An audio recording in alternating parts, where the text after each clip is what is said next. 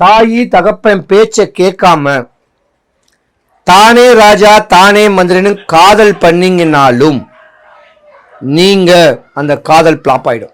ஆனா துலாம் ராசிக்கார ஒரு ஆண்கள் பணிபுரிகிற பெண்கள் மேல மோக பார்வையில இருந்தாலோ, அக்கம் பக்கம் உங்க மனைவிக்கு துரோகம் பண்ணக்கூடிய தருணத்துல நீங்க இனிமே இருந்தீங்கன்னாலோ உங்க சாம்ராஜ்யம் சரிஞ்சு போகும்.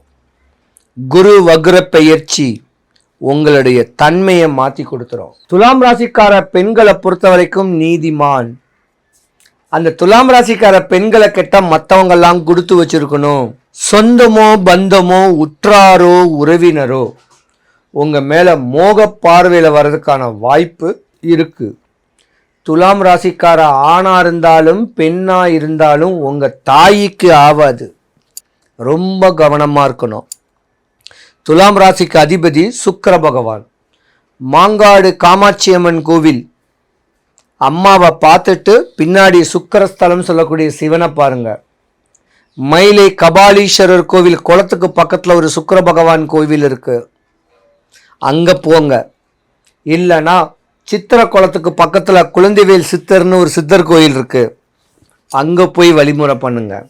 இப்படி பண்ணீங்கன்னா துலாம் ராசிக்காரங்களுக்கு அவமானமோ அவப்பேரோ வராது.